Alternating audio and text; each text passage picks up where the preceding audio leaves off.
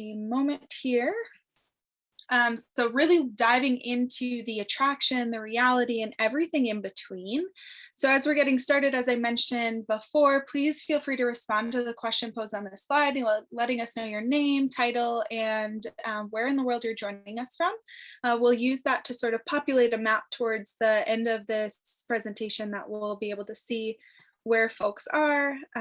It's so great to have everyone here. So prior to introducing our panelists and moving forward with the webinar, I just want to offer some considerations, but of course we are all accustomed to this by now given our virtual work environment. But today's webinar is being recorded, and the link to the recorded webinar will be available on GSDI, our website, which is found at the bottom there, as well as on our YouTube channel. So as we progress throughout our panel presentations, I kindly ask that your video remain off and ensure that your microphone is muted just throughout the duration of the presentations from our panelists.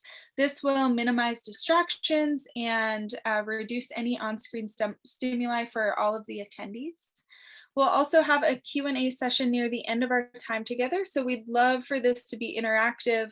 So to ask your questions, you of course have one of two options. You can either just post your question in the chat box as they come out throughout the presentations. We'll be monitoring that, or you can feel free to turn on your video, unmute yourself, and ask your question directly to the panelist yourself. And for those who are new attendees to our webinar series, we sincerely welcome you and are excited to engage in this forum together. Just a little bit of context surrounding Global Social Development Innovations, or GSDI. We're a research center at the University of North Carolina at Chapel Hill within the School of Social Work. And the center was officially recognized by the university in 2017. And collectively, we possess over 40 years of experience in tackling the systemic causes of poverty and optimizing young people's access to education and employment. So the center was founded with the intention of creating sustainable change for the world's most economically and socially marginalized youth populations through collaborative research, practice, and policy. So we work in collaboration with research, implementing, and funding partners, and our research cores are youth economic security, youth workforce development, and youth financial inclusion. So just a little bit briefly on today's agenda, we'll start off doing some welcome and introductions, which is what we're doing now. And then we'll hear from our practitioner panelists, and that I will be introducing them shortly. We'll follow that with a moderated question and answer session with youth panelists or youth representatives who are with us today, just to hear about their reactions to the presenters, as well as to better understand their experiences. We'll follow that with a moderated discussion with all of those who are attending today, and then we'll have the thank you in closing. So for today, some of our objectives include critically examining this aspect of youth-led, youth-owned, and youth-managed development approaches, and discussing why it's important, and really paying attention to the challenges of achieving this ideal approach. Additionally, we're wanting to learn and discuss from youth experiences with these approaches. And all of this information will be used to sort of inform the development of a learning agenda that will hopefully inform the future directions for these types of approaches. So without further ado, let me introduce our panelists. Today we have with us Ms. Karine, who joins us from Generation Kenya, where she serves as the head of partnerships. Karine's current role involves establishing and managing public sector and development partner relations that support the advancement of youth employment through a systems change approach. We also have Ms. Marianne, who joins us from Shoe Jazz Inc., where she serves as the head of partnerships and programs. Marianne's current role involves overseeing the cross-functional design and delivery of programs, as well as opening up and landing strategic new business from development and commercial partners.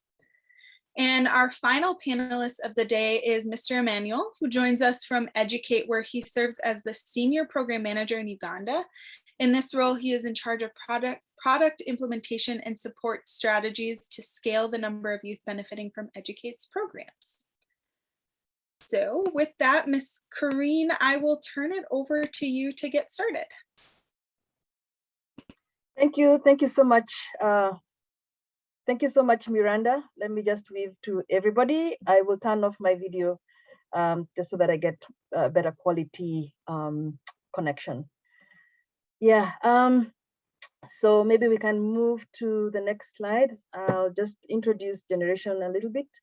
So we are an education to employment program. And what that really means is that our model is just training and placing young people into meaningful work. And we've been doing this since 2015 here in Kenya.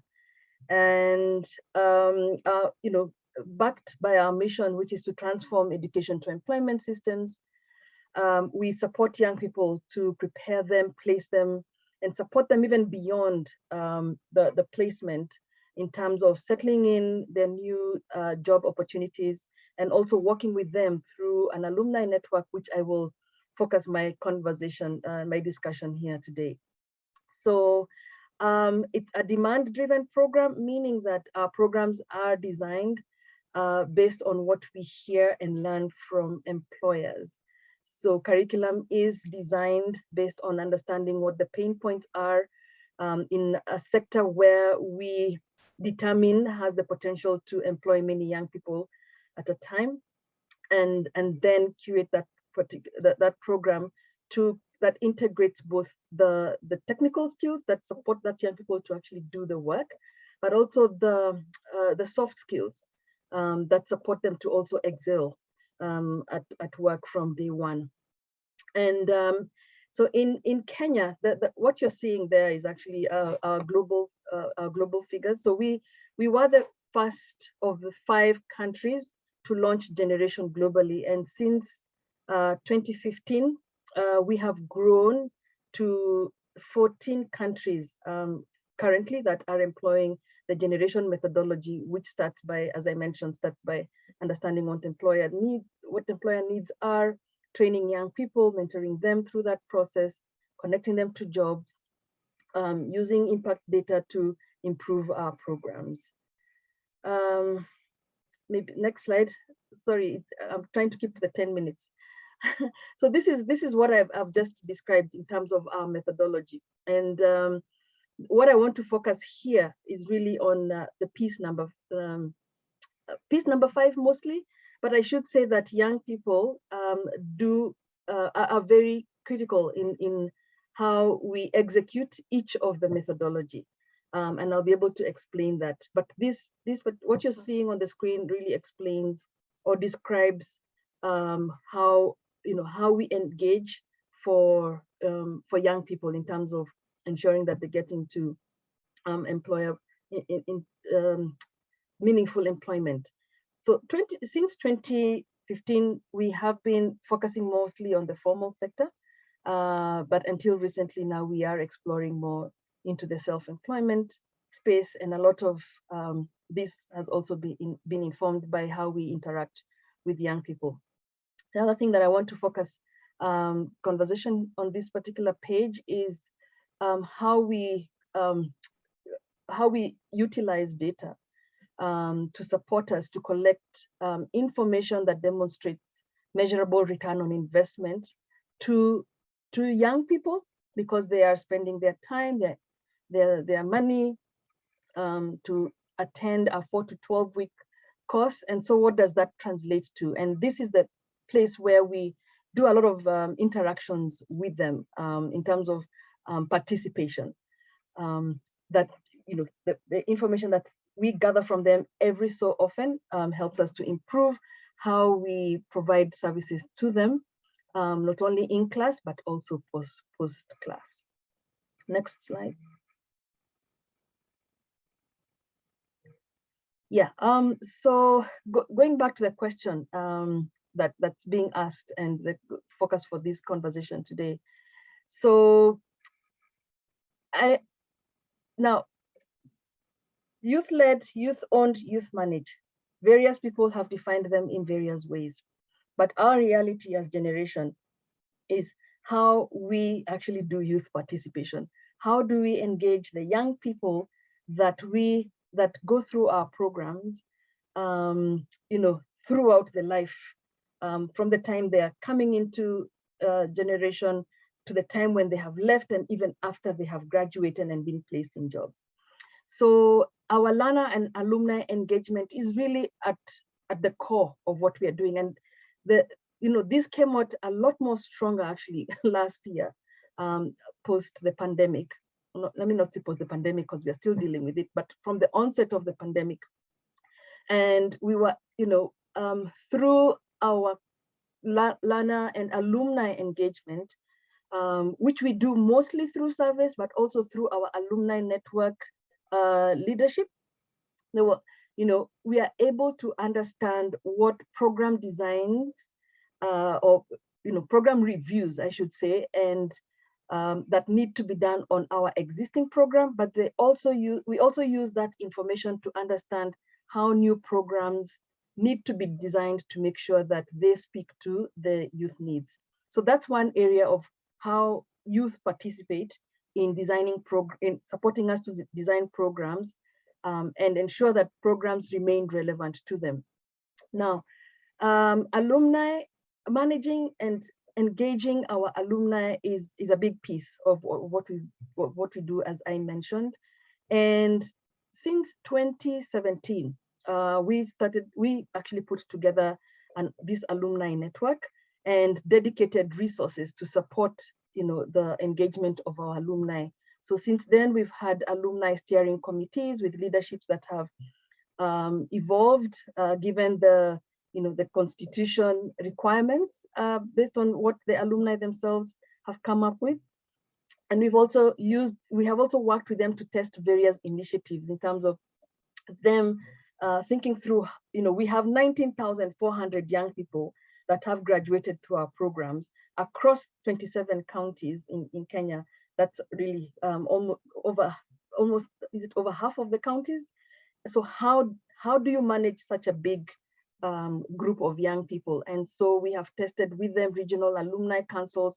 All this is their initiative, trying to formalize registration, which is another challenge, while hosting, working with them to host national alumni events that bring all their peers together to not only have fun, but also to learn and also to exchange ideas. So it continues to be an evolving approach because it's not as easy as it looks managing such a big group of people, but working with the leadership of the alumni steering committee helps us to understand what works best, though there's a lot more to be done, and looking forward to hearing what others will say. And we've also had our alumni participate in various forums and just getting feedback from them. This has helped them to actually sit in, to sit in consultative meetings within their communities, and also strengthen their public speaking skills and so on and so forth. So it's a win-win here as well. Next slide. So yeah, so for a long time, we were really focused on employer demand driven. And as I mentioned, from 2017, we started to put more interest and focus on how do we support our alumni, knowing that they're coming from difficult backgrounds. A lot of them is how do we support them to ensure that they are getting the most out of what we are providing with them. So we have in place mentorship programs. As I mentioned, the alumni steering committee. We have an alumni association in place, and we have cohort administrators. Those are learners already in class that support their own peers to, during class, but while also being mentored by the alumni. And they're also supporting data collection that I mentioned, supports in program improvements. So, and they do this through sharing their stories. Some of them are employers. They share their employer testimonials while also supporting in connecting the learners in class to jobs as well. They participate in, they contribute to our quarterly newsletters, and also support, as I mentioned, in accessing online vacancies. So really, as you can see, this is an example of how we do youth participation at Generation. Next slide. Just for the mentorship program, so we have our alumni going back to class and mentoring our young people over a period of while they're in class and post graduation for a period of 3 months. As you can see, there's a lot to be done. As I mentioned, 19,000 of them, of our young people have graduated from generation, and we have seen 1,005 alumni volunteer their time to mentor about 5,000 students. So again, it's a big space, it's a big opportunity, but we have seen results, and it's something that we will continue to grow. Yeah. Next slide, which should almost be the last one. Yeah, so social support, and I should say an example is where last year with the COVID, we were able to design about 4 programs to support young people during the difficult situation. And so we had, we were able to partner with people to provide the different social support engagements that young people are, wanted. So for example, financial support, psychosocial support, professional mentorship support, online training support, as well as how to self-place in jobs. So we have those particular programs in place, largely based on the feedback that we got from young people. And another example of how we do youth participation. Next page, I think that should be the final page. Yeah, so what needs to shift? So we apply a systems approach lens for youth inclusion. And to me, this particular page is important. It's really critical that each and every actor in the youth employment space begins to understand the need to work with youth to have programs that actually are relevant to them, right from working with public sector system integrators who we're already working with, county governments. In this case, we are having those kinds of conversations where we are pulling in different departments from the counties to start thinking about how to engage young people and how to ensure that their departments are also speaking to the youth employment needs in those counties, as an example. Working also with other youth empowerment organizations focused on youth employment, and really how can we all collaborate to ensure that young people are engaged in these conversations as part of decision making, as part of ensuring that programs are designed that are designed to address their needs and the gaps that they already are seeing in this space. So it takes time to get it right. It's important for us. It's important to get feedback from young people to understand what makes the most sense to them. It's important to align expectations with the young people. It's important for them to also understand, how they can contribute, what roles that they can play to be able to achieve, an optimal youth participation approach and model. So thank you. I'll end there. Thank you. Thank you so much for your contributions, Karine. I look forward to discussing them when we move towards our discussion. I will now turn it over to Ms. Marianne to present on Shujaz and your thoughts surrounding this approach. Yeah, thank you, Miranda. Thanks, Karine, as well for that insightful presentation, and to everyone for joining us today. My name is Marianne Ochola from Shujaz Inc., as Alia said, and I will talk through our player-first approach. So this is what we call a youth-led, youth-owned approach. We call it a player-first approach, and we use it to break down barriers so young people can take control of their future. Next slide. So a little bit about Shujaz Inc. We are a network of social ventures, and we believe that young people can transform society for the better. So that's why, we see our role as breaking down barriers so young people can take control of their future. We have 3 social ventures. The first one is Shujaz. This is a multimedia youth platform. We roll out a monthly comic. We print 350,000 comics in Kenya that go all around the country. And we also have digital platforms that are, the faces of the characters in this comic. Our second social venture is Hustler MBA. So this is a digital and real world learning community to empower young people with skills and the mental models that they need to succeed as informal sector entrepreneurs. And then the third venture is Mesh, a digital networking venture launched in beta phase, currently having about 12,000 young people there. Again, networking, peer-to-peer mentoring happening there. So we are East Africa's biggest youth brand with 7.7 million young Kenyans aged between 15 and 24 using at least one of our channels in 2020. That is 71% of Kenyans in that age group, that's between 15 and 24.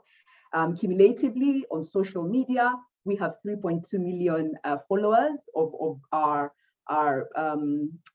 comic characters, and we have been entertaining, informing, inspiring young people for a decade. So we think we've gotten a number of things right, and we'd like to share those insights with you today, as well as learn from you. So really, our theory of change across these three social ventures is that one, a young person aged between 15 and 24 will enter into the Shujaz world, typically through the Shujaz comic, and build familiarity. There's affirmation, there's non-judgmental stories that reflect their reality, and that builds trust. That leads to peer-to-peer engagement. So young people will usually ask a question, as a follow-up to a story that happened, that took place in the comic. They will ask these questions on the social media channels. And then this leads to a sense of shared norms, amongst young people, shared expectations. And this ultimately leads to feelings of that I have a locus of control, that I am able to make choices in my life, and I have the guidance that I need. So that's what happens in our story world, and that's the outcome. Then after that, when we talk about Hustler MBA, it's really about now having the agency to start to challenge myths, to start to challenge stereotypes, such as you become an informal sector entrepreneur because you failed at life. So now you start having the agency to challenge those myths and stereotypes, and to actually identify role models who are like you, who look like you, young Kenyans like you. And that helps young people build new mental models and develop the agency that they now need to transition to our digital networking platform, where they now have the data that they need, the skills that they need, and the assets that they need to access markets, to access financial opportunities, and to start to make something of themselves. Next slide.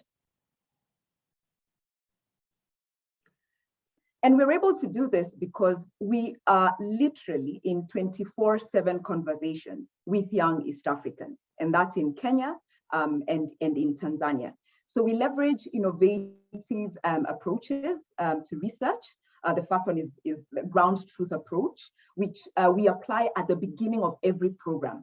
And it's really driven by the principle of triangulation, and we aim to provide an experience. So it's not sending out a questionnaire and expecting young people to fill, which is very one way, but rather it's incorporating games, sharing stories, getting young people to talk about their lives, and designing, programs after co-designing them really, with young people. And young people feel that they are both part of the exploration of the problem, and they also are part of the solution that is identified as part of that program.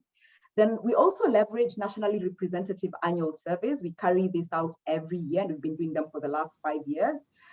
We analyze social media platforms where young people are engaging. What are their perceptions about issues? What is the sentiment? Is it positive? Is it negative? So listening in really, as opposed to just directly asking those questions.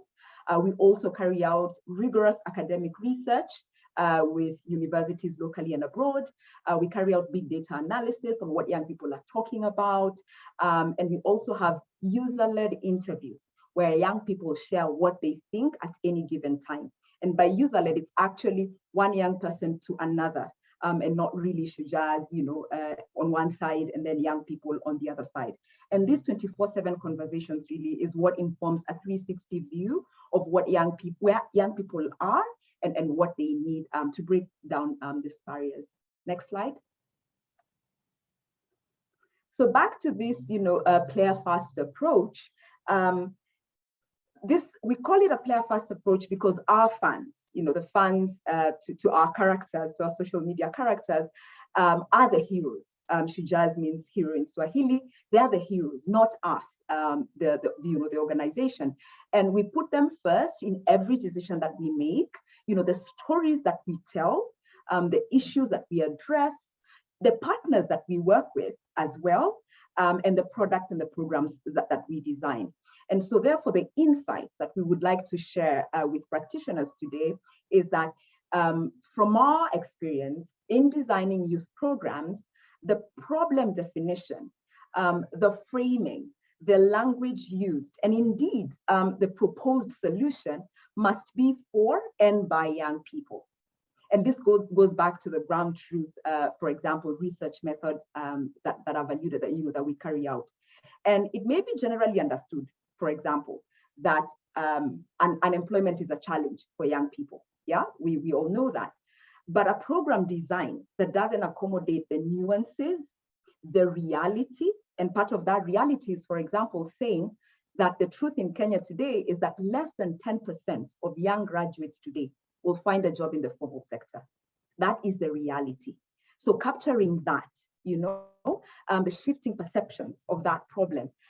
If we don't do that, then we are unlikely to get youth buy-in, to get youth trust, and to actually get genuine engagement, from young people. So a player-first approach acknowledges the totality of a young person's life, and it's things like 60% of our young people live in rural areas, 33% only have secondary education and above. So how do we reach out to all of this? How do we accommodate all of them into our programming? It's the reality that while not a lot of them have access to a mobile phone, the formal systems currently don't work for young people, be it government systems, be it a digital, their digital footprint not being factored in, for example, credit scores by financiers, access to tools, to skills, to mental models. So how do we bring them on? How do we use digital to leapfrog these barriers? And ultimately, young people want a seat at the table, without judgment, where they're accepted. And this provides not just therapeutic relief, but practical solutions. So quite quickly, what we have learned is the power of a multi-platform strategy, that young people are really keen to participate, that small changes lead to big impacts at scale, because we're talking about a big demographic. But we still have to contend with the barriers of a digital divide based on the rural-urban access to the internet challenge. We still have to contend about an ecosystem-wide approach. Are we bringing everyone along, the public sector, the private sector, and everyone? And scalability and sustainability of our programs design. To wrap it up, what needs to shift is young people's lives include their social, their demographic, their financial, their educational, their legal personas. And some of this may be more important than others, but they all matter. And it's important for us to factor that when we talk about youth design solutions. We can't compartmentalize a young person. So we require that integrated approach. And considering that young people care about their communities, that's where they get their social capital, that they need the relevant skills to navigate our ecosystem, and they care about networks. That's both offline and online. Thank you.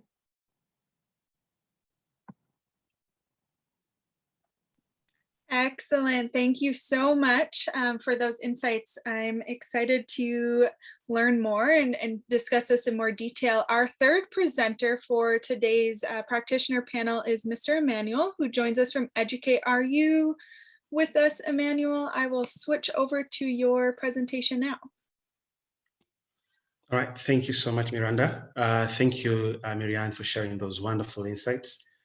My name is Emmanuel Kalievi. I'm a senior program manager for Educate in Uganda. And I'm very honored, I think, to share our approach at youth-led, youth-owned, and youth-managed development. I'll turn out my video just to make sure I have a very good connectivity. But Educate, you could move the next slide. Miranda, you could move the next slide. Really, Educate works to prepare youth in Africa with skills to succeed in today's economy by partnering with youth, schools, and governments to design and deliver solutions that will equip young people in Africa with skills to attain further education, overcome gender inequities, start businesses, and get jobs, and drive development in their own communities. Now, our approach to youth-led, rather youth-owned, youth-led, and youth-managed development, really the way we define is that it can only be facilitated by ensuring that youth have the skills to achieve their own vision. So in our own experience, they become leaders and entrepreneurs in their communities, driving development based on the needs and opportunities that they see within their neighborhoods, villages, or towns, without anyone necessarily dictating what might be best for them. And so we work to increase this youth agency through three solutions. One's delivering our core experience directly in schools, partnering with governments to integrate into national education systems. And as of 2019, taking our core 100-hour experience to serve the large number of youth who are outside, who are not able to attend secondary school. So all of this work really is shaped by youth voices. So at the earliest research stages and continuously gathered through activities like feedback, sessions, and surveys. So we continuously as well evaluate our solutions to ensure our youth are seeing results. You can move to the next slide.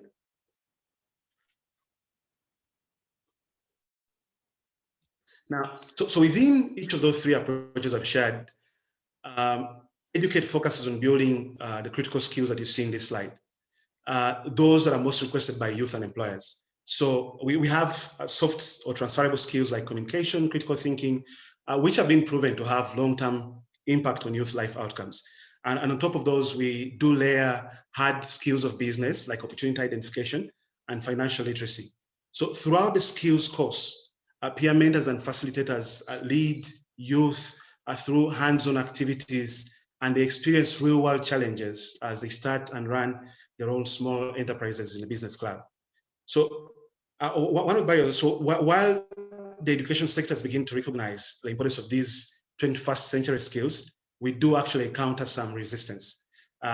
Most of these skills sometimes are considered less valuable than more traditional subjects, like let's say biology or English. And it makes sense, right? Quite logically, because it's easier for a teacher to make the space to teach the content that is assessed directly on a high stakes national exam, and to be simpler to partner with the governments if what say help them raise student exam scores.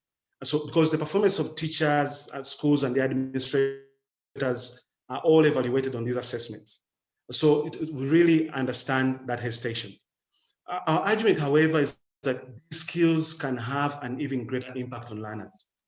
And our youth stories and external evaluations aim to prove that. You could move to the next slide. So I want to introduce to you a story of Abigail. So Abigail, not only stories of our youth like Abigail, not only speak to the impact of the skills that we pass on, but also the potential for generational change within communities when development is owned, led, and managed by youth. So Abigail is an incredible young lady, a leader from one of the rural districts in eastern Uganda, Kweni district. In her final year of secondary, Abigail enrolled in Educate. The experience provided her with an opportunity to develop new skills and set new goals with guidance of her mentor. And so with the guidance of her mentor and within her school students business club, she was able to grow their snack business, which became so popular that the school administration invited them to sell cakes to the entire student body. After graduating, you can move to the next slide. So after graduating, Abigail became an Educate mentor herself and was accepted into university, and also was invited to actually teach English and literature there, thanks to her top exam scores.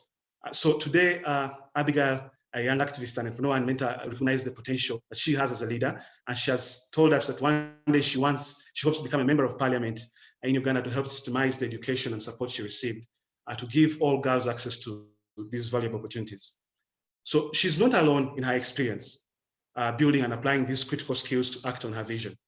In Uganda, external evaluations of our flagship in-school model, including an RCT, found that educated participants earn nearly double the income of their peers and were more likely to become employed and own their businesses, all before actually completing a secondary school. And so we did measure the impact on those youth 3.5 years later on after graduation. So we partnered with UC Berkeley, the World Bank, and IPA, Innovation for Poverty Action Researchers, and found that youth are actually better off than their peers along a couple of indicators that you see there. So socio-emotional skills like creativity, persuasion and grit, educational attainment. We saw 25% increase in girls' enrollment in university, and gender equity-related outcomes like delayed family formation. So following this evaluation, one of the lead researchers noted that Educate improves a student's ability to set goals, as well as the ability to organize themselves and others to achieve these goals. And for us, this increased urgency is the linchpin of youth-led, youth-owned, and youth-managed development, building the skills most critical for youth to create a future that they see for themselves. You could move to the next slide, Miranda.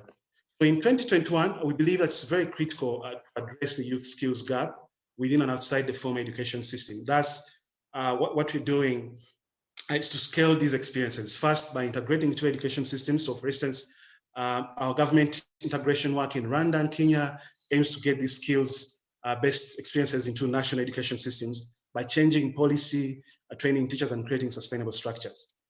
We have recently measured the impact of this reform and teacher training work on students in Rwanda, and have seen meaningful results achieved throughout the system, including increases in university enrollment for young men and women. And in Kenya, we are taking advisor on creation of a new subject for high school students, which could reach 1.5 million youth per year. So, and because of about 50% of these youth will not access secondary school in East Africa, we have designed an adaptable evidence-based solution for out-of-school youth, which is boot camps. Our long-term vision is to create a marketplace of alternatives to academic secondary, built around strategic growth sectors and industries like agriculture and tourism, and for target groups like girls and refugees. We were recently honored actually to have received, we were recently recognized by the Gates Foundation as the leading effort accelerating progress towards the UN SDGs, the Goalkeepers Accelerator. We believe that giving youth spaces to build these critical skills within and outside of education systems, for us, is the best way to support youth-led, youth-owned, and youth-managed development in East Africa, and not prescribing paths for youth that are designed by others. So that brings me to the end. I think I'm very grateful for the opportunity, and I can't wait to answer any questions that it might have generated for all of us. Back to you, Miranda. Excellent. Thank you so much, Emmanuel, for your contributions. I hope that all of you are writing down your questions, and just a reminder to place those questions in the chat. We'll be looking to that as we move into the moderated discussion with all of our attendees, but lots of great insights from our panelists. Now we're at the portion where we're going to just move towards our moderated Q&A session with our youth panelists. So with that, I will introduce two of the three that we have joining us. I think our third might be experiencing some network connectivity issues. So to introduce the two, we have Ms. Sophie, who is the Vice President of the National Youth Bunge Association and the Nairobi County Youth Bunge Network President, joining us. Through her efforts, Sophie strives to promote equal representation of and gender mainstreaming in programs and among networks and stakeholders, skills enhancement for increased wage and self-employment, promoting and advocating for healthy, responsive, and accountable youth actions in the network, and advocating and promoting access to youth-friendly economic and social services.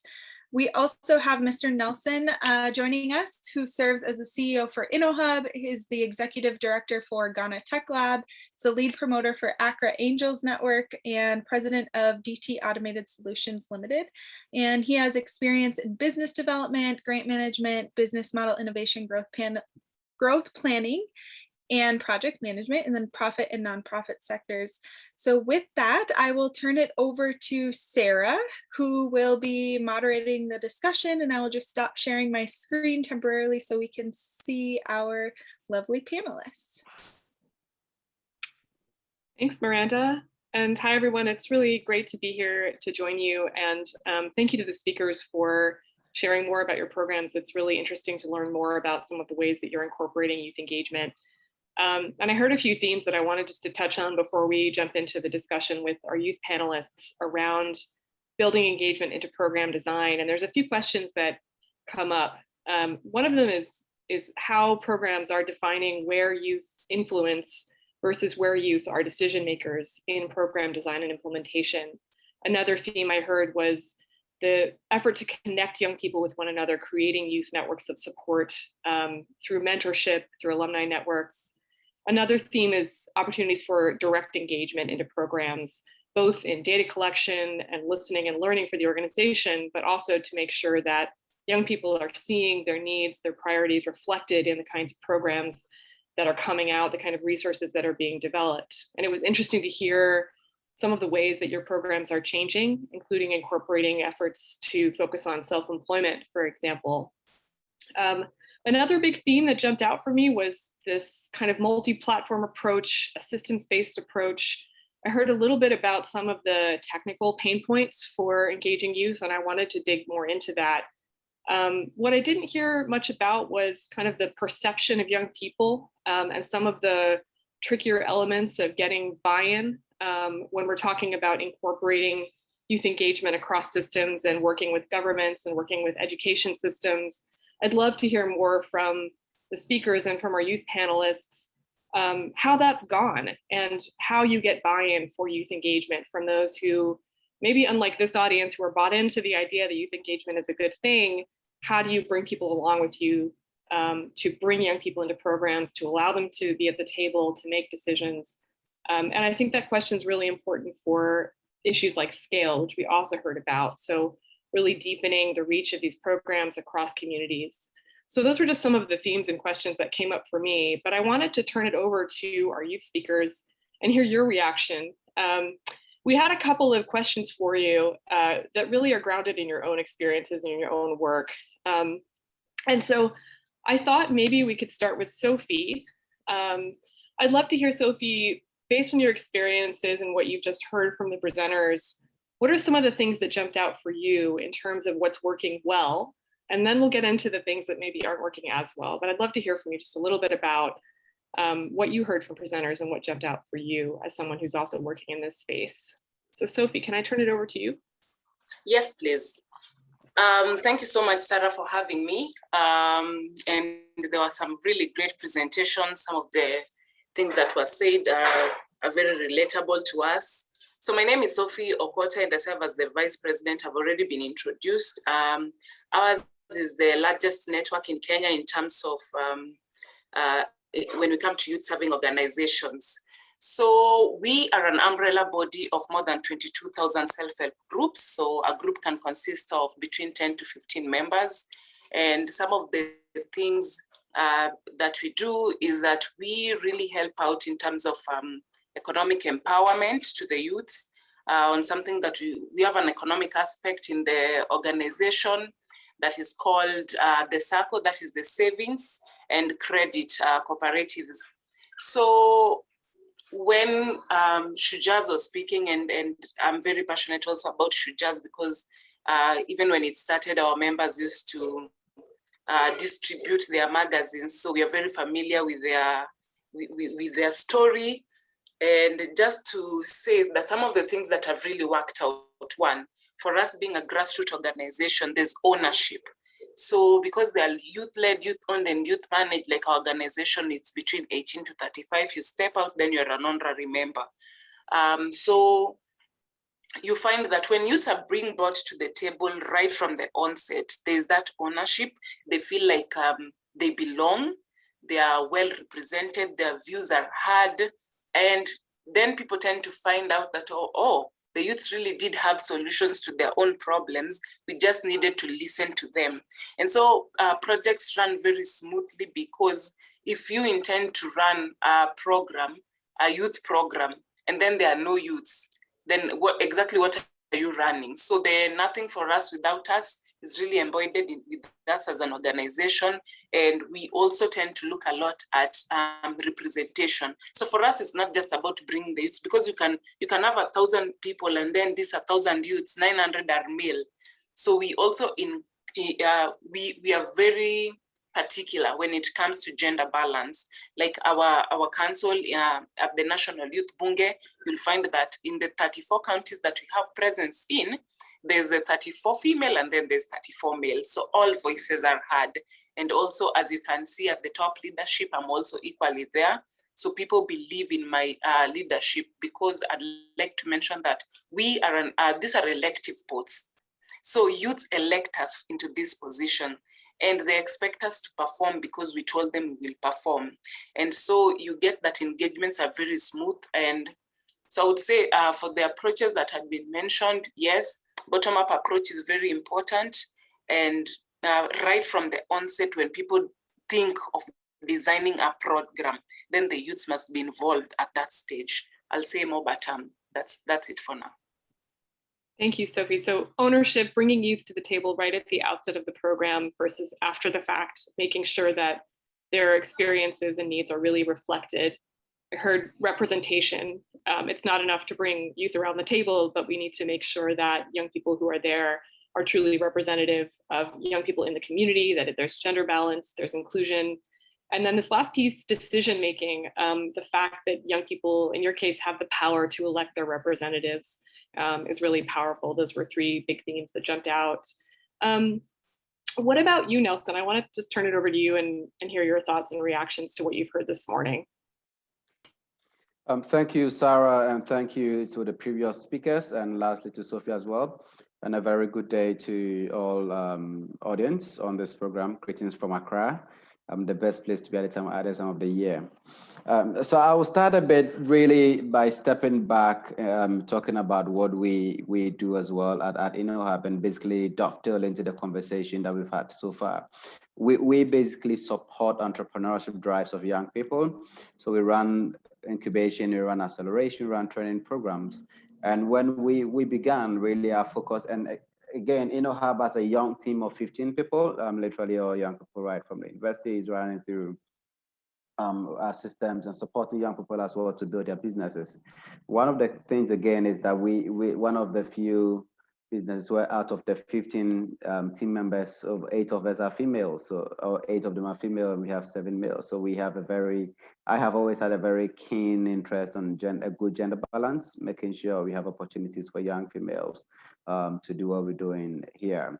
Now, and deploying support for young entrepreneurs, one of the things we're also doing really is to deploy programs with university partnerships, where we go to universities, we run training programs where we're basically looking at the young people who, right from the universities, would want to contribute to development through entrepreneurship and through business.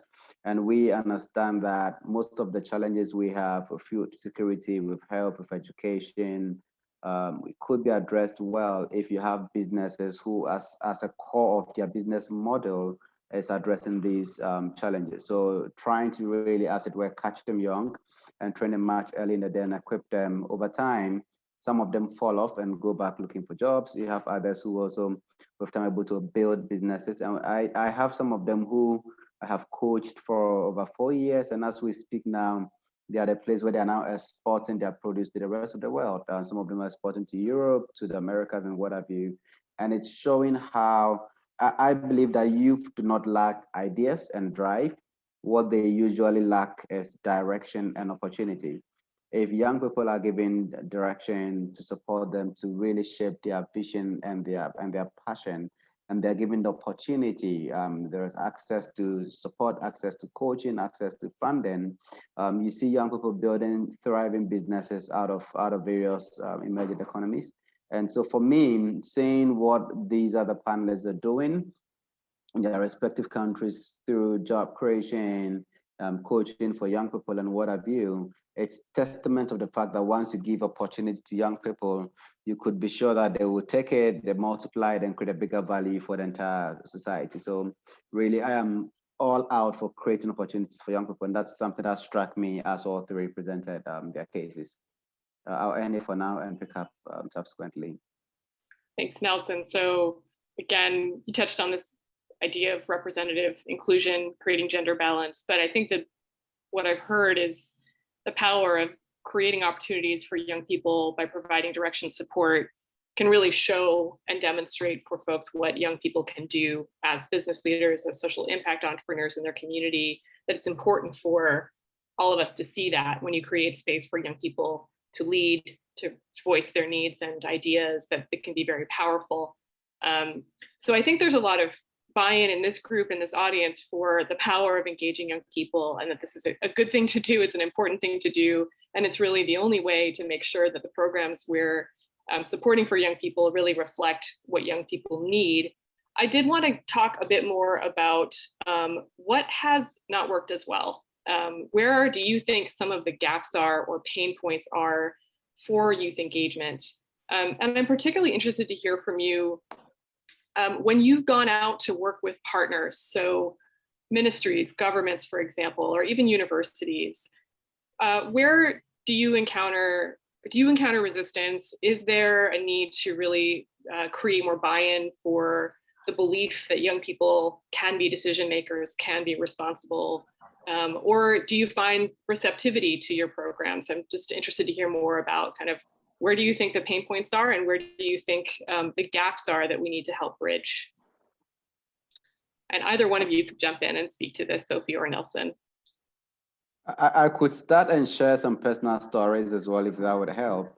A few months ago, I had to meet with a particular government agency on a project I've been working on, and the project is going so well. But I think some of the ministers had not met me, so they didn't know who was the face behind the name Nelson Amo they have seen and the success they were seeing on the project. So I walked into one minister's office, and he looked quite shocked, and then he confessed that, okay, so seeing the reports that are coming through on the project, I thought it was some huge old man who was working on this.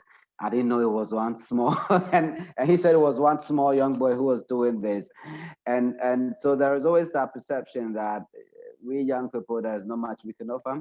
And I could almost predict that if this person had met me before the program, he possibly wasn't going to give me an opportunity. But at that stage, he had seen the results from the project, and therefore he basically had to admit that young people could also do a lot. So I think one of the things that is really not working is almost the expectation that you need to be outside of the youth bracket to get things done. You need to be an old man, and really that is something that it shuts the doors in front of young people. But I also want to admit that in a few instances, I have seen young people. I've run projects across so many countries in Africa and also in Europe as well. And you see some young people given the chance, and out of the expression of youthful exuberance, without taking time to really check in with other people to see how it works, they have messed up a few times. But really, you can't fault them. Adults also mess up. So I have heard some of these people using examples like that as a reason why young people need to take their time and slow down. But you have to understand that it is also part of the learning curve. If you don't learn to do, you cannot do. And you cannot just sit down and watch the learn. Of course, we try to limit and reduce the cost of mistakes that young people could make. But ultimately, I would always believe that if you create opportunities for young people and they learn by doing, with time, they're able to reduce the impact of the mistakes and do bigger things. So ultimately, there is that perception. I don't know about other African economies, but in Ghana, you need to look or be old to do things. I was contested, another example, I contested for elections whilst even at the university. And then somebody told me point blank that when you speak, you sound like a very matured person.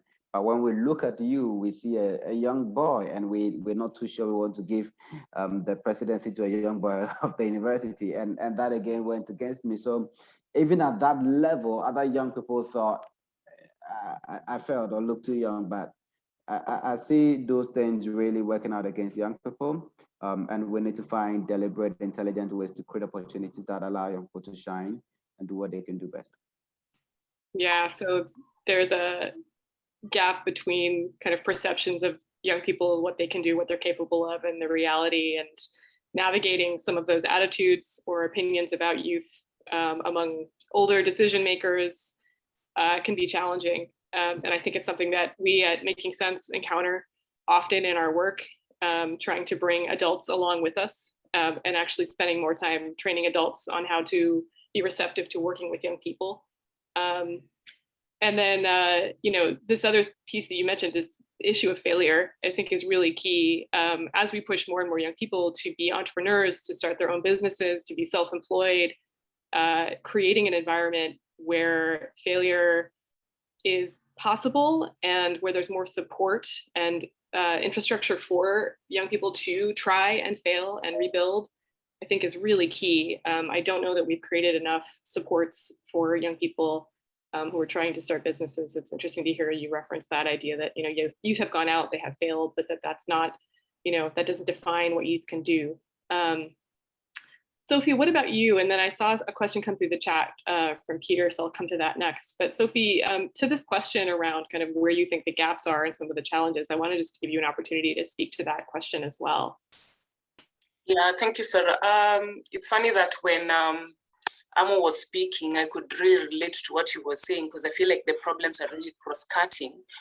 For us, we've had a lot of trust issues, especially when it comes to working with government agencies. Some of them think that maybe you're coming to take away their jobs.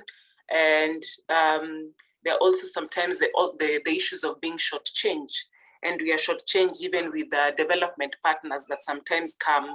And you get either there's a box that they want you to stay in, where they don't really want to do capacity building for you. And that has been a problem. And you'll get, even as organizations like our organizations, if you lack the capacity building and then maybe you do like a complicated reporting, then they judge it, they use it to judge your competency. Like, can this really do the job? So that one has been a major issue for us. And even when we came up, in my country, Kenya, they have never seen youth organizations caucus a lot of youths like the way we did. And so there were quite a lot of issues. Sorry for the background noise. There were quite a lot of issues to do. Are we trying to start a revolution? Who's funding us? Why are they funding us? Because they really didn't believe that youths had the power to come together and come up with their own solutions to do something. So that is it. And then there's also the whole aspect of corruption. So youths are really talented. They've got the skills that they need, but they'll never get that job because already somebody else, it is promised to somebody else. And I always say that they take up after our leader, because our leader is always appointing the oldies to all these boards. They're appointing them to all these big corporate companies. And so if you're a leader, your president does that, then exactly what do you expect the other people to do? So they also follow that lead. And when it comes to youth, I think over the years, they've also grown a bit tired because they try to seek these opportunities. Let me tell you an example, and I don't know if many people will relate. If you need a job today, a parastatal job, there are 6 items that will be required from you. They'll need your tax PIN. They will need your HELB, which is like the higher education loans clearance, whether you attended or not. They will need a certificate of good conduct from the investigation department. They will need a clearance certificate from the credit bureau to see that you don't have any loan with the bank. And mind you, if you've never had any job, all these things cost up to about 7,000 shillings, which is like $70, which is a lot for somebody who doesn't have a job. So yes, and also there's the skills gap that we really need to fill. So that's it for me. Yeah, so you touched on both actual barriers, administrative barriers, cost, resources, as well as attitudes. So, a potential feeling of distrust or kind of uncertainty by governments of, who are these youth groups? What are they asking for? And then the skills piece around how you build young people's capacity to even engage and take advantage of these opportunities. So all, I think, recurring themes that we see a lot in our programs as well. On governments, I wanted to turn to a question that Peter Joyce shared. Hey, Peter, thank you for that. The question from Peter was, during his regular listening sessions with Kenyan youth leaders, the issue of direct funds from funders comes up. And so, Sophia Nelson, what do you think about direct funds as a goal for deep youth-owned and youth-led initiatives? Is that something that you see as viable, or do you feel like some of these challenges that you've raised still present a barrier to that opportunity? Nelson, maybe I can start with you on that question, and I'm happy to repeat it if it's unclear, or I'll just put it in the chat box here so you can see it. Okay, so thank you, Sarah. Okay, I've seen that. So direct funds from fund, as in, so these funds going directly to the young people? Great. I have another example to share on that, where InnoHub received a funding agreement of about $3 million from the World Bank. And the whole idea was for InnoHub to create a climate impact fund that would invest in startups in the green sector. That was actually a couple of years ago, and that project is still ongoing. And what we have done, because we know that startups in the sector really would struggle to become what is called investment ready, we cut off a part of the fund into a TA pool, that's a technical assistance pool, where young businesses who come through and could be eligible with approval from the investment committee would get support from us to become investment ready. And then once the investment ready, the fund would go and possibly invest in them.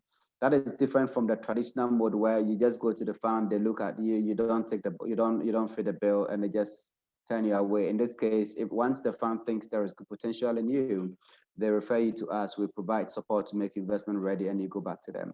And that is really a case where not going through an established government agency or entity, but through a youth-led, youth-sensitive organization like ours, is able to work with young people through this kind of funding scheme to create a program that is getting young people who are building businesses in the climate-friendly sector to get funded in that. So I think that that could be, if we structure it very well, and you have a point of accountability, which eventually becomes a stream through which some of these things get back to young people, and possibly these young people are also accountable to making sure there is results. So it could be some results-based financing.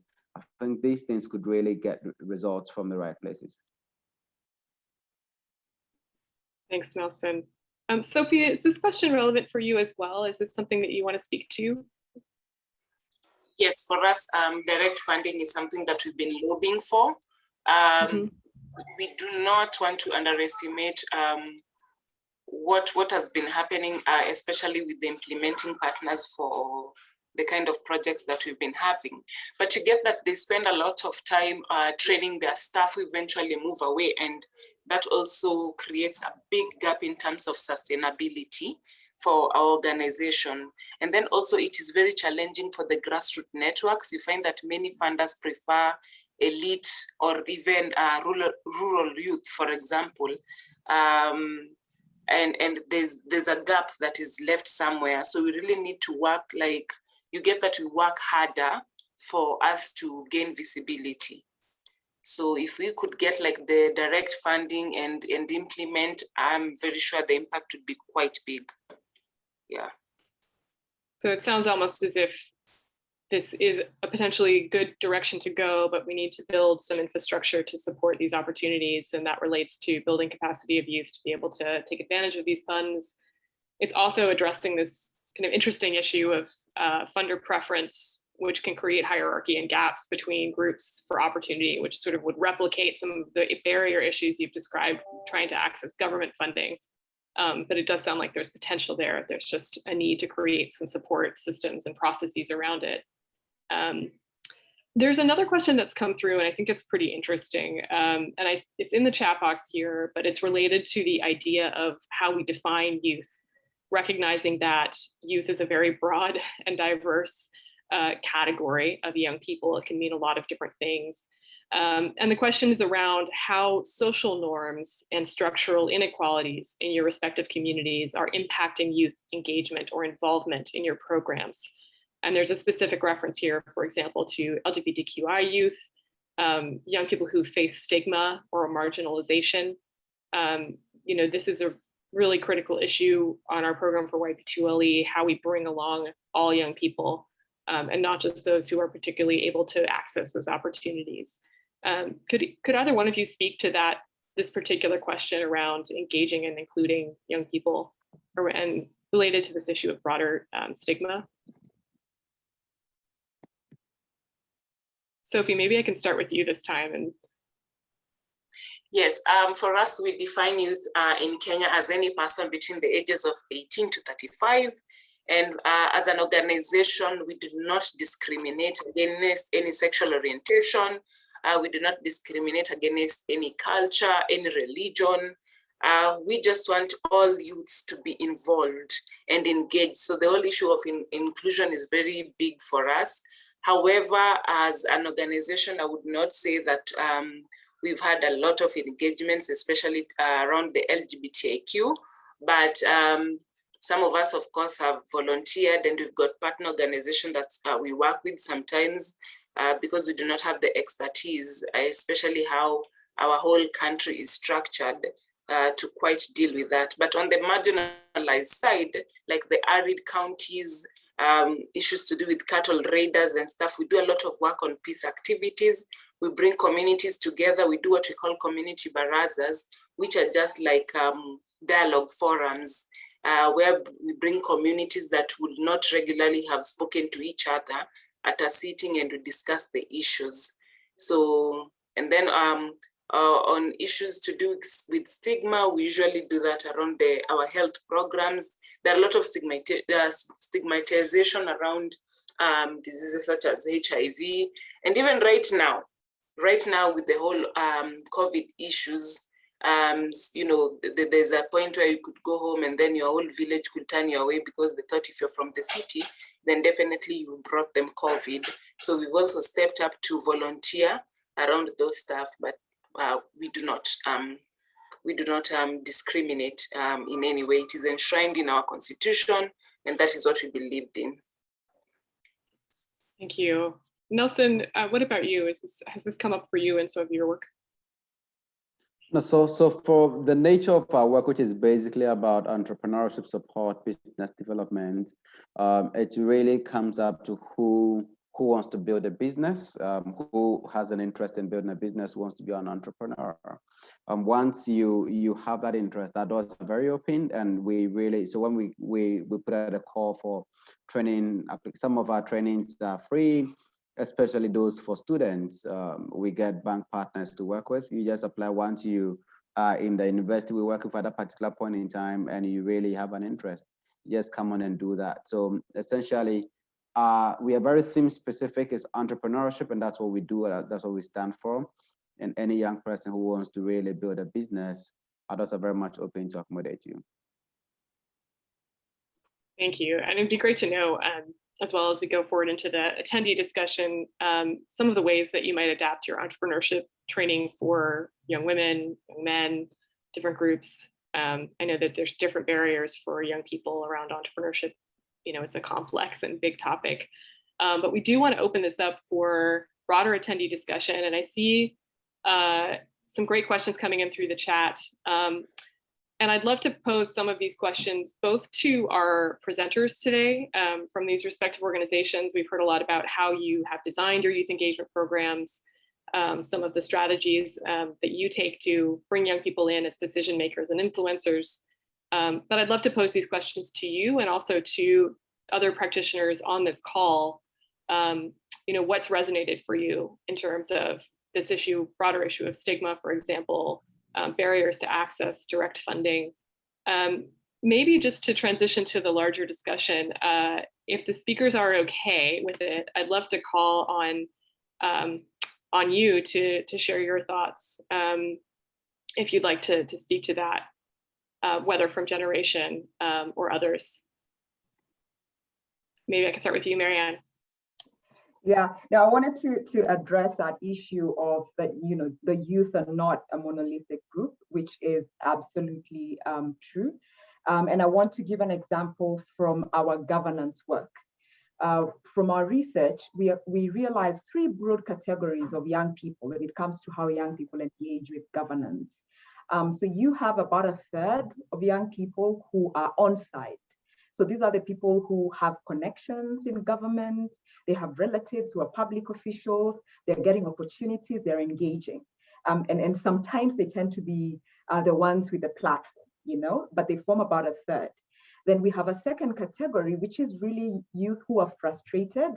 They want to participate in governance systems, but they don't have platforms. They don't feel like their voices are being heard. So they're very frustrated.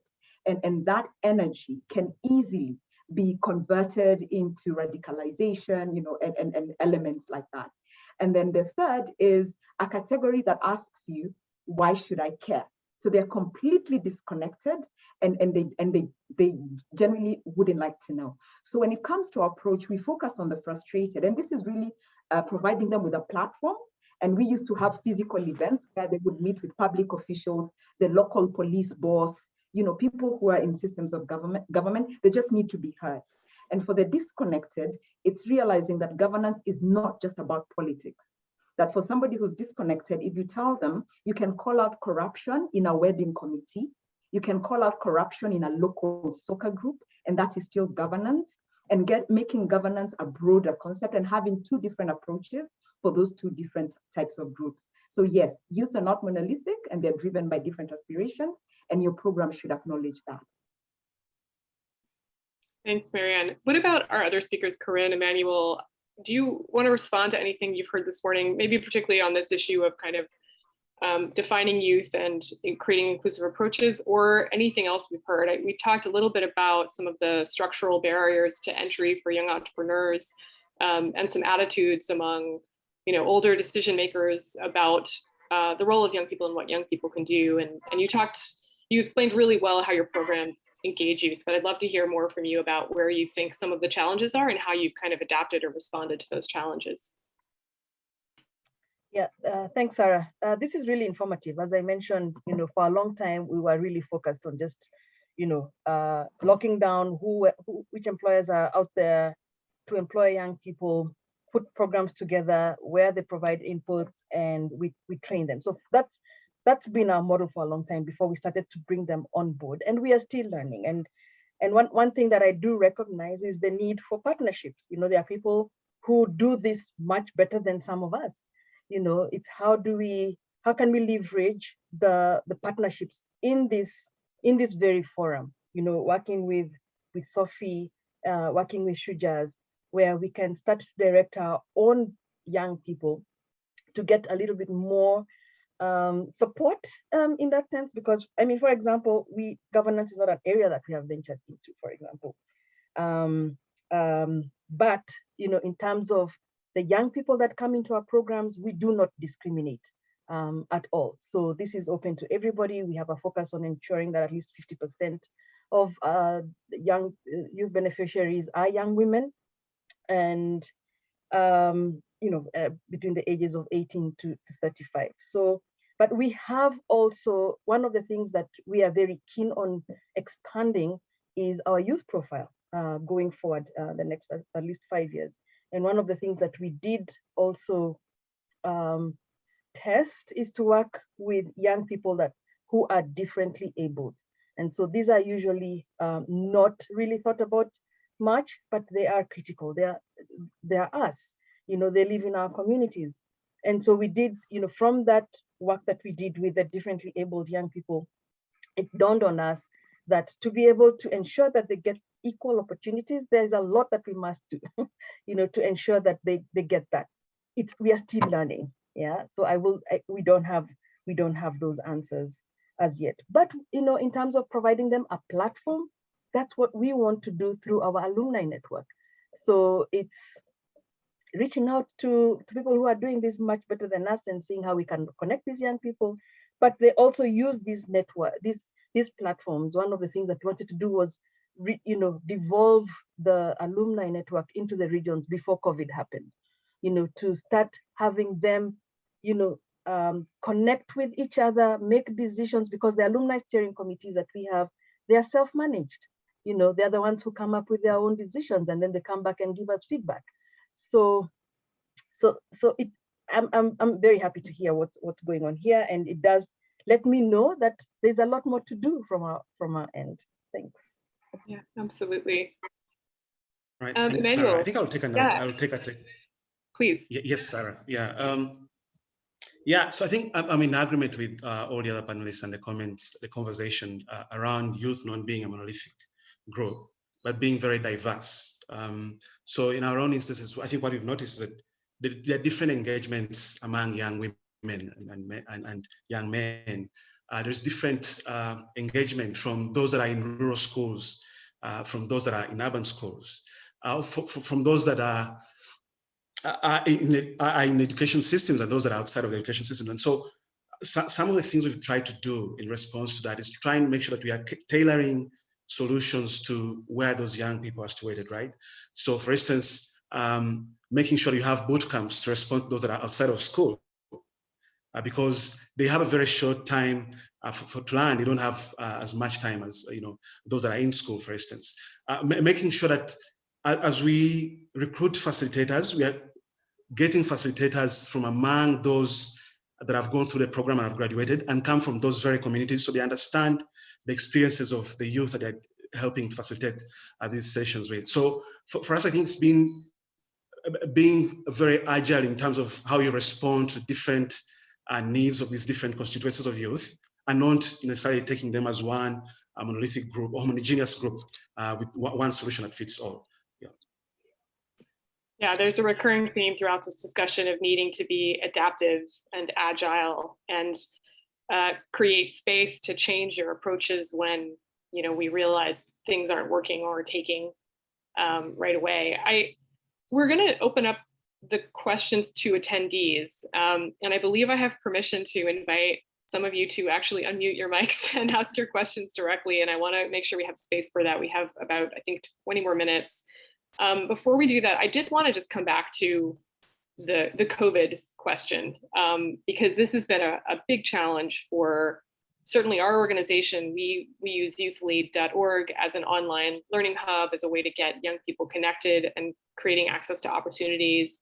And there was a reference to the challenge of the digital divide earlier from one of our speakers.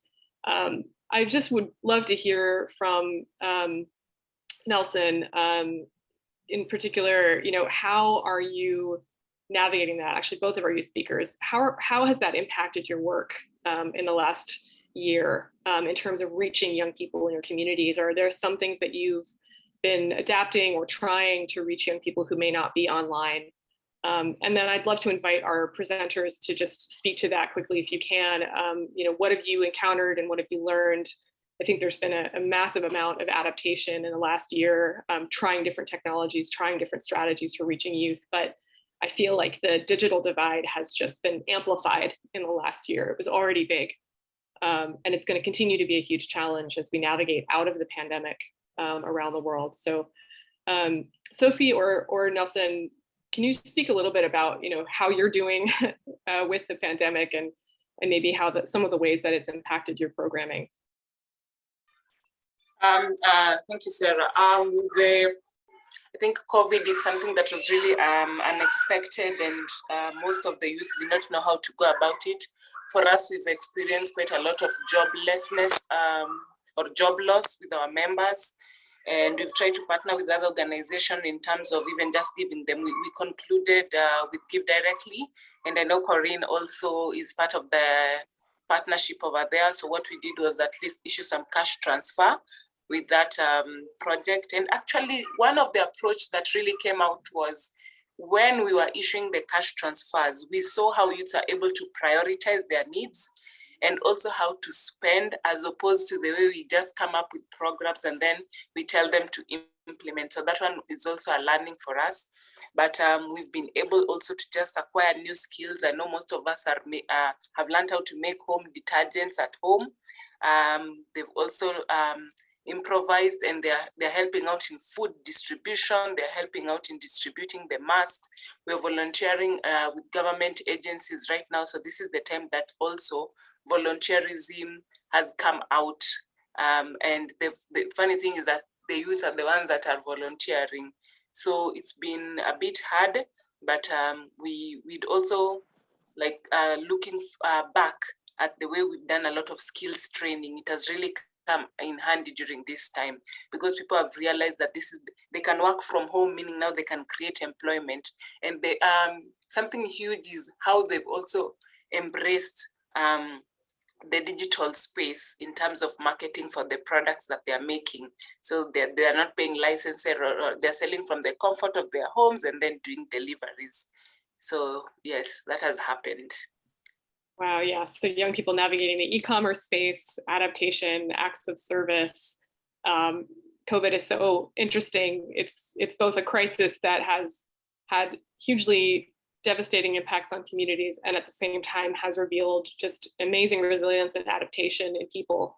And we've seen that in young people in our network too, just an incredible response to both serving and supporting their communities, but also really adapting in real time to some of the challenges in very creative ways. Nelson, what about you? Yeah, thank you very much. Good insights from Sophie. We also thought to find out what kind of opportunities we could create around COVID. So we launched a COVID innovation program, which basically sought to identify 10 early stage startups whose innovation was really going to help in the fight against COVID. And interestingly, we had some young students at the senior high school level who had designed a contactless hand washing machine. So once you get close and the sensors, it dispenses the soap and the water and everything to you. We had those who were into nose masks. We had those who were actually into test kits. So one of the entrepreneurs from the program actually has developed a test kit that we basically helped them to take to launch. And they were pushing for the licenses to be done. And that's something that we thought was really a good story to sell even around the COVID. And these were all young people who came out to develop and all of these solutions. Beyond that, we also had various training partners around the country where we could now deliver trainings to young people in partner hubs across the country. That's from our Ghana Tech Lab vehicle. So you didn't have to, if you didn't have access to do this virtually, or you couldn't come to a location in Accra, you could go through the tech training programs with partner hubs, about 14 different hubs across the whole of Ghana. And that helped us reach out to young people. And that is a model that we actually started just before COVID. And it proved to be a very good decision working with the partner hubs around the country to do that. So we basically try to navigate the process by finding out new ways. And for those who were open to the virtual system, we also deployed at various virtual training programs. And that actually, in the typical training programs where you could take about 20 people at a time, with the virtual training program, sometimes have about 100 people on the same training program, and that brought in more efficiency to what we do. So we thought there was actually interesting results around COVID. Yeah, absolutely. And interesting how some of those pre-COVID investments and partnerships have paid off during the crisis and really been a source of support. I'm just watching the time, Miranda. I know we have a little bit more to go. I'd love to hear from the presenters on this question of COVID adaptation, but I also want to make sure there's time for attendees to ask their questions. And I don't know if we've gotten anything else that's come through the chat. How are we doing on time? I haven't seen anything come through the chat, so I definitely would love to hear from the other presenters on what this has looked like. Great. Okay. Yeah, please. So I'll go. First, I will acknowledge Peter Joyce and Rosemary Wanjala from USAID. USAID, with their support, we were able to collaborate on an ICT landscape analysis that we did last year. And that has helped us, it helped us to understand the landscape a little bit more, but more so what's, for us as generation, what's most important is, what jobs are there that employers are demanding for, not necessarily in the tech space, but broadly. And so through the support of USAID, who actually were our anchor funders, since 2015, we were able to launch a new program just before the second lockdown in Kenya. It's digital customer service with 85 young people in class as our first pilot.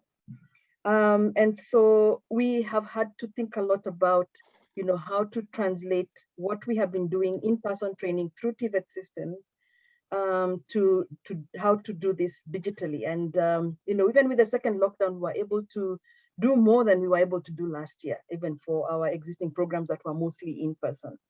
But what I would like to say is that, these young people that we work with, that are dear to us, that are very important to what we do, 35% of them from a survey that we did noted that they did lose jobs, just like what Sophie has said. And from that particular interaction, we were able to understand what makes the most sense for them. So that's how we partnered with people like Give Directly to provide financial support. But what was also important was that they wanted to, young people indicated that they wanted access to online courses and self-paced online courses, which we were able to put together and provide access to the young people. Another thing that they also wanted was professional mentorship, which we also did. We put together a program that they got. Self-employment was big, especially now that we're thinking of all these digital-based e-commerce type work.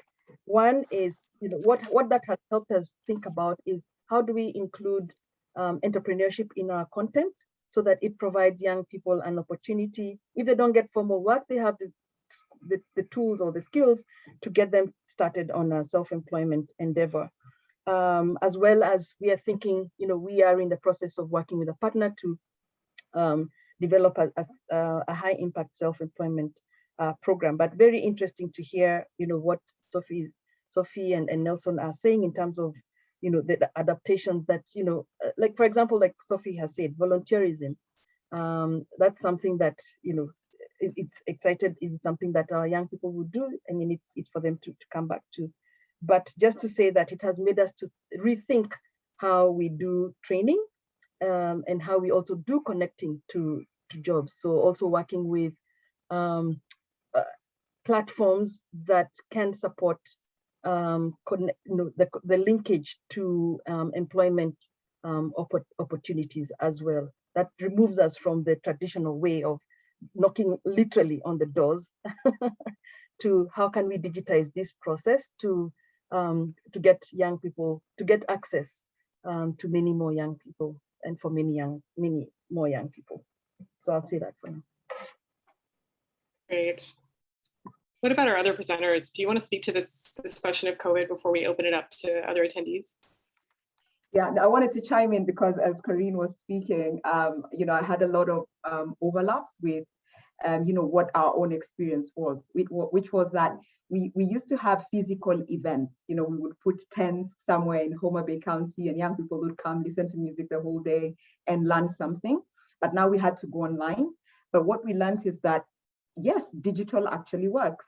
We went from having 2,000 people per month attending an event to November on a Facebook Live, we had 20,000 young people. And that's because we had a highlight where the former Chief Justice, came on board to talk to young people. So digital is actually that blended approach. I think going forward will be, how we do business.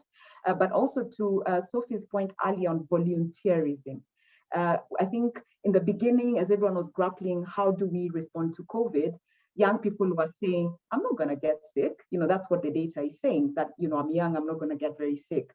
But us, issuing this rallying call, we call it hashtag Linda Farm, which is protect your family, protect your community. So yes, you may not get it, but what about your mom, your dad? And seeing young people rise up to the occasion, start hosting hand washing stations outside their micro enterprises and for free. They were not being paid to do that. Creating dispensers for the comic where it's safer to come and just pick one and not have to touch others. And this was all their innovation. So that's, volunteerism aspects. We also worked with Give Directly, where we tested what if in addition to the cash transfer, we also deliver some skills? What is the comparison between youth who also got skills and did that test with Give Directly, and there was correlation that yes, if you give cash and some skills, young people will be able to make sustainable choices for themselves. And lastly, the other thing we saw is that in relation to government, this was the first time outside of an election where young people were feeling the presence of government in their lives. Social distance, wear your mask. If you're in Nairobi, you cannot leave. And that just leading to a lot of anger, and 82% of our fans telling us, we don't feel heard, this is not about us, but it's inconveniencing us. So we also see it as an opportunity. How do we take that engagement with government outside of an election, but turn it around to young people? They have solutions. So so we see it as an opportunity as well. And that was our experience. So it was just interesting to see how similar some of those experiences have been. Great. Yeah, a few things come through, and there's some comments in the chat box around this question, coming back to it again, of the digital divide and how challenging it has been. I mean, technology has been both an amazing and a critical tool during this time, but also one that is not widely available to everybody, and that there's a real risk that young people who are already off the grid or didn't have access to be left further behind, particularly in rural or poor areas. And there's some really interesting things that have come through from what you've said around partnerships, creating hubs, going out and doing acts of service in the community in response to COVID. Someone referenced using a radio program. I love the radio to reach young people, and just thinking creatively about how you both leverage digital tools, but also non-digital opportunities and strategies to reach and engage young people. We are running out of time, so I do want to, I've been talking about opening it up to attendees for a minute now, so I did want to just give folks on the call an opportunity to ask a question in real time. If you'd like to share, I know there were a couple of questions that came through the chat. There was another one on kind of youth stigma and social norms that was pretty interesting. I think that was from Peter. Really just invite any of you to speak up now and pose your question to the group, and you can unmute your microphone to do that.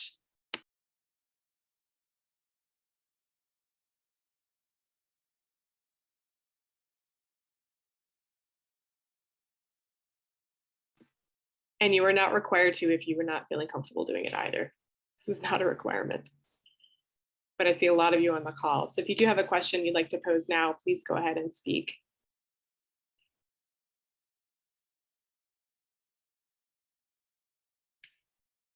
Right. Sarah, I would like to follow up with on the social norms issue. I'm really interested in that. So I know that we're talking about entrepreneurship, employment, and governance and all that. I'm really interested in the rurally located youth, where social norms, for example, some girls, let's pick a religion, Muslim girls, you're not allowed to speak anyhow in any crowd, right? And not just Muslims, but there are certain traditions where you can't, as a young person, stand up and just speak in front of everybody. So how do we engage youth in those contexts and have any of our, or anybody on the call had some insight in how you do that? Because I think going back to the issue of monolithic approach, where we are just talking about youth and we think of youth, usually the way that Marianne has talked about, there are those who are engaged, there are those who are frustrated, and there are those who are disconnected. But within that, there are social norms that come to play, and youth engagement is not easy in those contexts. So can we speak to that?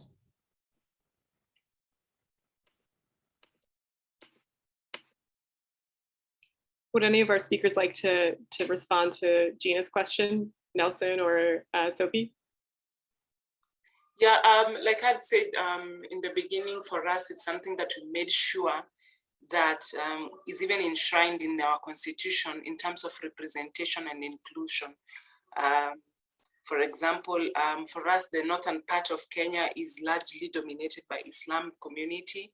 And so if, for example, the president of that particular county happened to be male, then automatically they had to elect the female as the vice president so that their voices were heard from the onset. And also just breaking the ceiling is that we've also gone ahead to train them on, you know, making sure that to train them on public speaking, and also just how to navigate. We've got what we call the best community of practice that we share.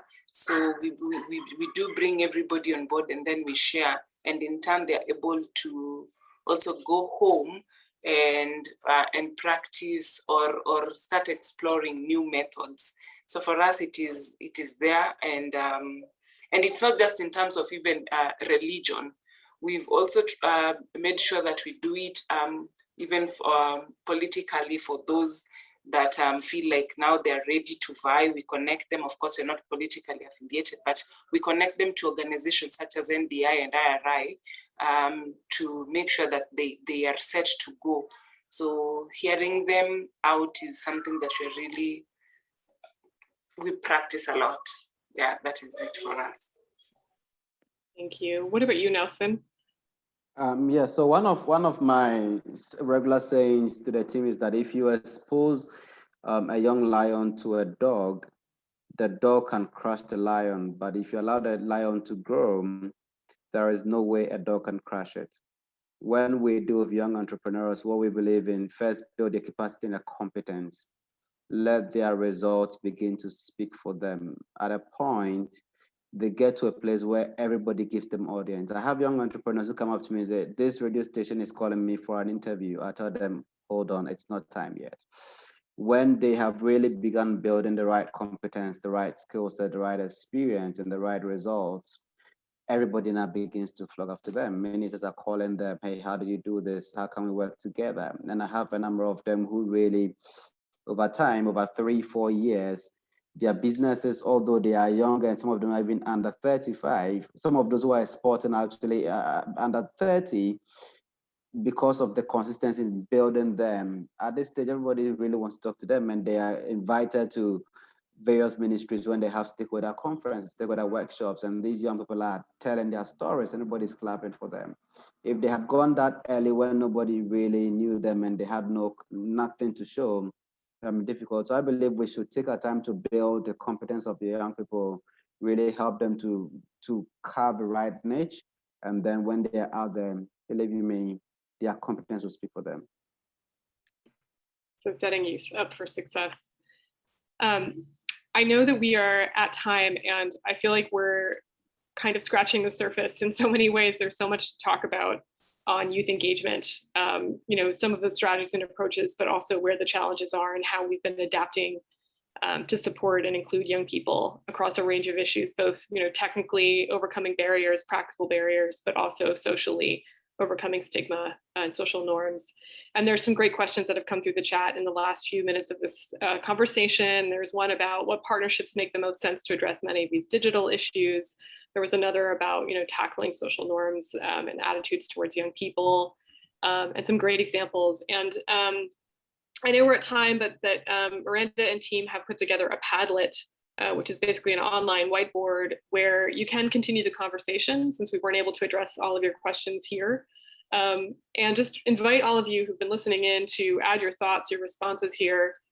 This is a living document, so you can come back to it any time. The team can also reference it to really understand, you know, what are you seeing, what are you learning on the ground. But I just want to say thank you to our speakers for sharing your insights, Nelson and Sophie. It's great to hear from you directly about, you know, how things are going for you, some of the lessons that you've learned, and then of course to our presenters for sharing more about your youth engagement strategies and approaches, and then to UNC for including me in this discussion today. And thanks to everybody for your great questions. I think we could probably keep going, but I know we're out of time today. Yes, thank you all so much. I just want to echo Sarah for our gratitude for your participation and your contributions and all the time that went into preparing your slides for this webinar event. Ruth is going to put the link in the chat to the Padlet. And as Sarah had mentioned, this is a living document. Please feel free to populate it if you get time as you're digesting sort of the content from today's webinar. We'd be happy to continue the conversation there. Ruth, have you pasted the Padlet link? There it is. There now. So if you just feel free to open that, we've been sort of capturing some major themes as we progress throughout today's presentation, today's webinars. And thank you all so much for joining. So great to have you. So great to see you and be in community and in this forum together.